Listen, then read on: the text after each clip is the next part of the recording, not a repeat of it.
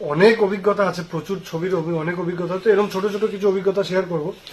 বিক্রম সিংহ আমার জন্য একটা খুব বড় মাপের ছবি, একটা বড় পাওনা ছবি। তার কারণ হচ্ছে যেই বুম্বাদা মানে প্রসেনজিৎ চট্টোপাধ্যায়, তাকে দেখে বড় হয়েছি ছোট থেকে।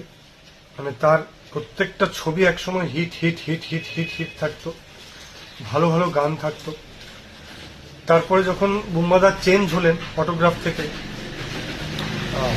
তখনও আমরা একটা নতুন বুম্বাদাকে পেলাম। আবার সেই বুম্বাদা হিট দিতে শুরু করলেন। নিজেকে এত ভালো মেনটেন করেন বুম্বাদা এই বয়সেও, তার জন্য হ্যাটস অফ।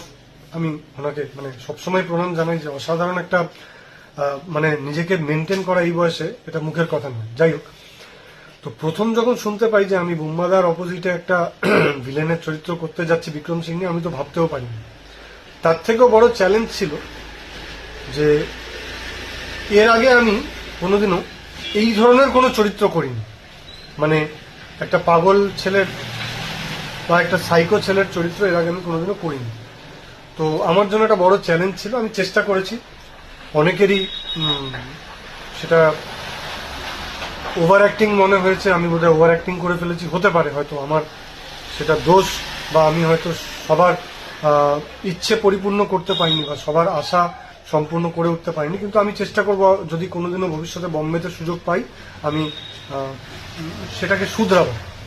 যাই হোক, যেখানে বলছিলাম যে একটা সাইকো চরিত্র আমি যখন পাই ওখানে, তো চরিত্রটা পাওয়ার পরে আমার জন্য একটা বিরাট বড় একটা চ্যালেঞ্জ ছিল যে আমি যাতে পুরোপুরি ওই চরিত্রের মধ্যে ঢুকতে পারি, কোনোভাবেও যেন সাউথের ছেলেটাকে নকল না করি, নিজের মতন করি।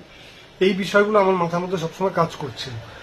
তারপরে সবচেয়ে বড় কথা হচ্ছে প্রথম জীবনে আমি বুম্বাদার সামনে ভিলেন হচ্ছে মেন ভিলেন। তো এটা আমার জন্য বিরাট বড় একটা চ্যালেঞ্জ ছিল।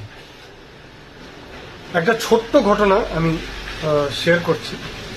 আপনারা প্রত্যেকে যারা বিক্রম সিংহ দেখেছেন বা যারা না দেখে থাকেন তারা একটু দেখবেন, দেখলে বুঝবেন।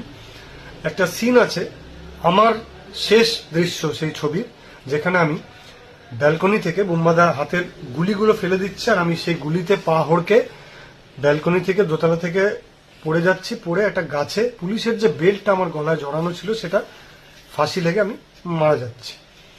তো এটা আমি দেখেছিলাম ওখানে। এবার আমরা যখন এটা শুট করি, এটা করি আমরা হচ্ছে তারাতলা ব্রিজের ওখানে বর্ধমান রাজবাড়ি আছে, সেখানে আমরা শুট করছিলাম। রাতের বেলা শুট হচ্ছিল, অনেক রাত, সারা রাত প্রায় শুট হয়েছে। তো আমার সাথে প্রথম ভালো একটা সম্পর্ক হয় ফাইট মাস্টার রকি